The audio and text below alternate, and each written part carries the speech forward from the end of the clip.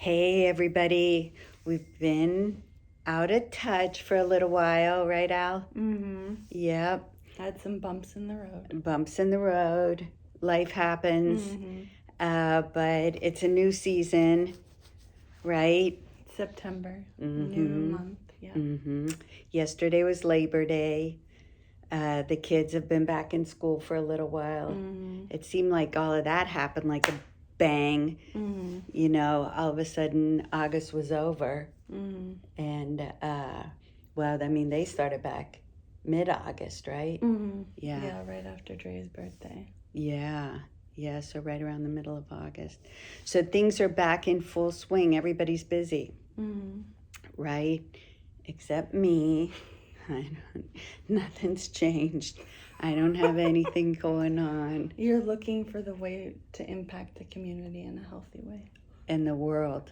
And the world, Yeah. as you should. Yeah. Mm-hmm. So we've been talking about, how important it is, even when we get detoured and fall off the wagon, so to speak, how important it is to have a path, to have a clear idea of what that looks like, and to get back on if they're, and these things happen. Look how long it's been since we've even had time to make a video. Mm-hmm. So, and so we've been talking about that and having goals and continuing on. So, in that end, what are some of the things that I know you've taken the initiative in a lot of areas Mm-hmm. to work on your own recovery, right? Yes, yeah. Yeah. And what does that look like? What have you been doing? Well, one of the things that I did do that I felt really good about was talking to the patient advocate at MD Anderson about some of the things that the oncologist said to me in the very beginning of my diagnosis. Oh. And she actually sent me resources and plugged me in with a psychiatrist at MD Anderson to help process the life-altering diagnosis of brain cancer. Mm-hmm. Mm-hmm. Right. And that initial oncologist was very brutal Mm-hmm. in the way that she, presented that news. Mm-hmm. And we've talked about that before, that you were really traumatized by all of that. Yeah. And it led to some behaviors that didn't help with your, help with your health. Right. Well, Yeah. because one day I was fine and the next day I was told I had brain cancer. Mm-hmm.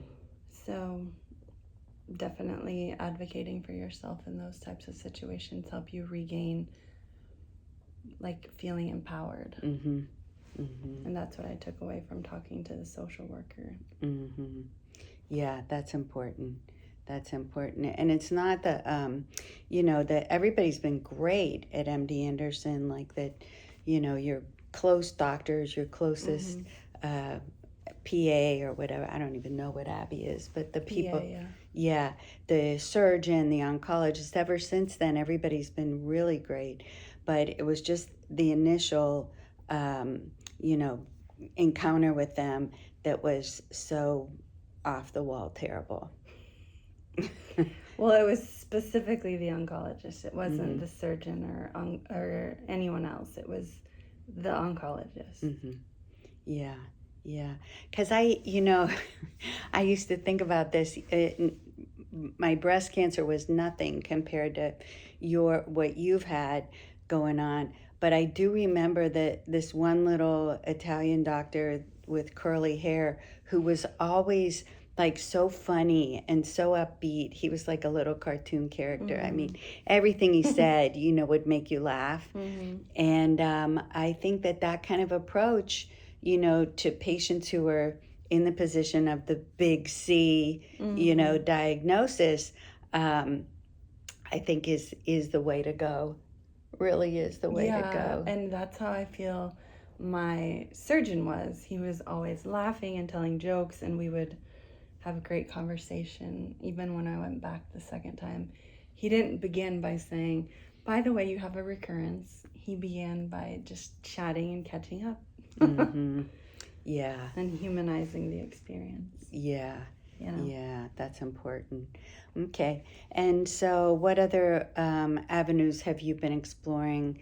I know you're looking for work, Mm-hmm. right? And that's like a separate issue from your recovery. Mm-hmm. What else have you been doing towards your recovery? Because I know you've been doing a lot. You've really Well, taken the reins on that, and yeah, that's great. yeah. So I set up an appointment with an EMDR therapist, rapid eye movement. And then she actually recommended that I do something called lensal neurofeedback, which Mm. would, I don't fully understand, it would input electricity into my brain to help target the areas with trauma to bring that out Hmm. to process. Hmm. Because, Neurofeedback. yeah, one of the things I realized Mm-hmm. is I like to pretend things were okay, even when they weren't. Mm. Not just with the cancer diagnosis, but in relationships my whole life, and even to the detriment of myself. Mm-hmm. And that was one of the comments that I got from one of the inpatient stays that I had. That was from Menninger. Uh-huh.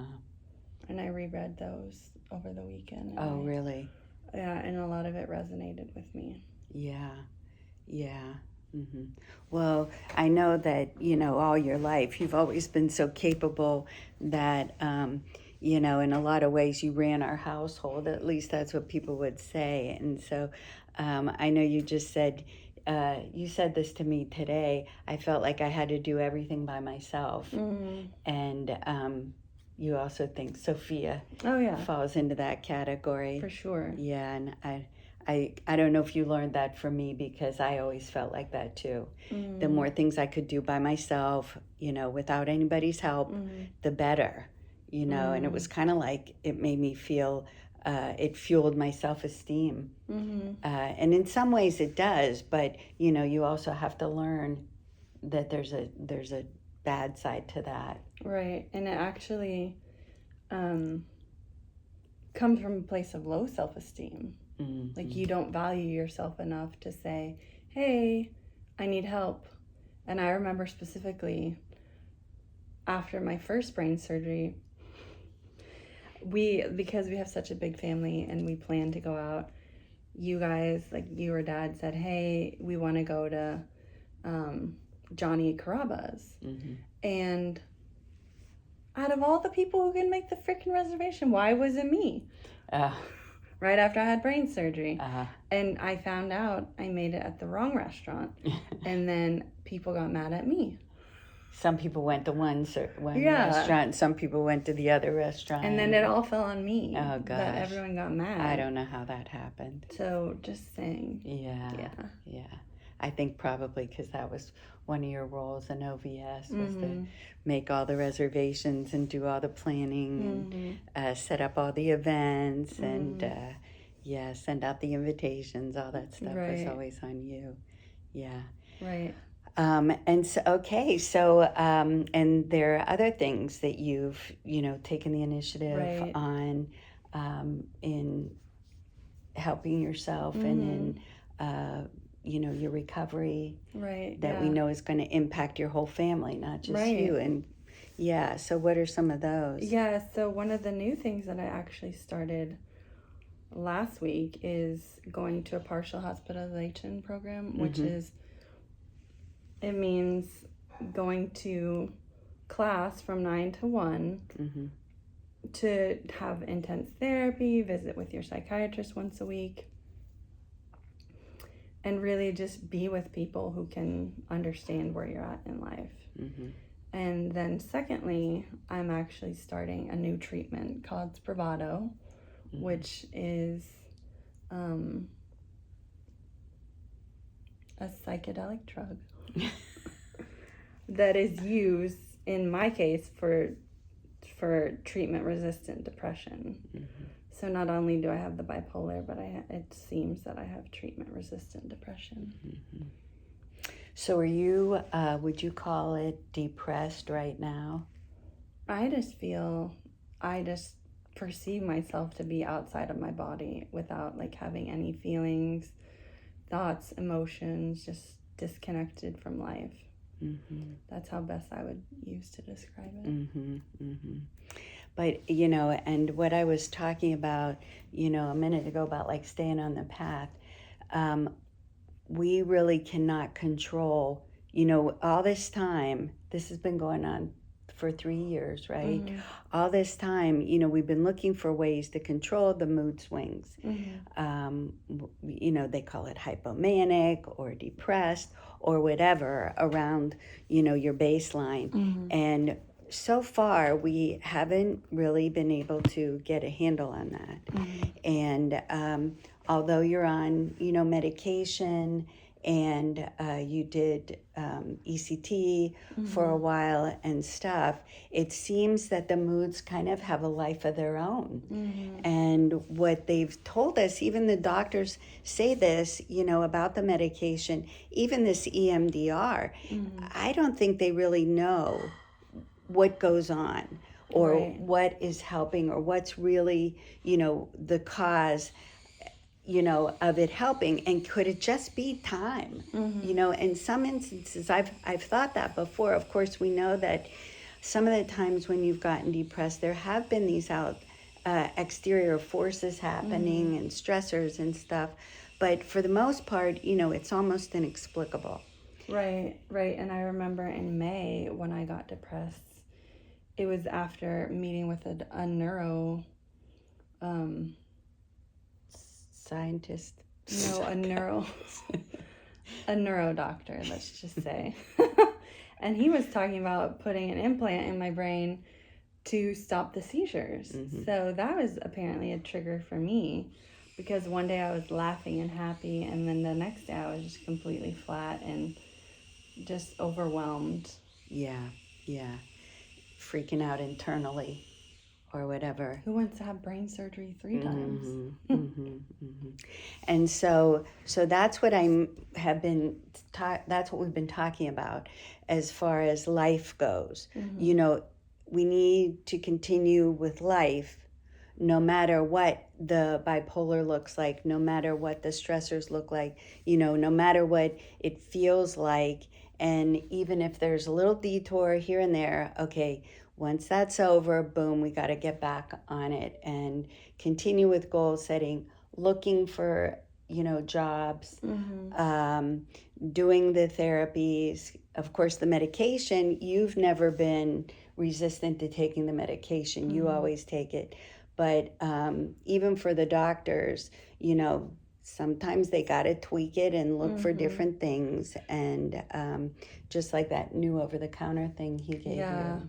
Yeah, my psychiatrist is really very knowledgeable, and he was looking over some of my genetic testing, and he saw that I was having difficulty metabolizing medication that was crossing the blood-brain barrier, so he's prescribed a new vitamin, methylated folate, whatever that is. Yeah. And so, there's a lot. My situation is very particular. And the way that bipolar manifests in me is so different than anyone I've ever met. Yeah. But, consistency and staying with a program and, the fact that you've been able to be here with your kids, with them starting school and, just staying at home. I think it's really important for them, and that's one of the things to keep in mind. Right. Yeah. My own path, right? And also those around me that I love, and being there and being consistent for them. Right. So that's about it for us for today, on this gray September day. We hope you guys are doing well. And if you have any feedback for us, would love to hear from you. Send us your comments. And we love you. Bye. Bye.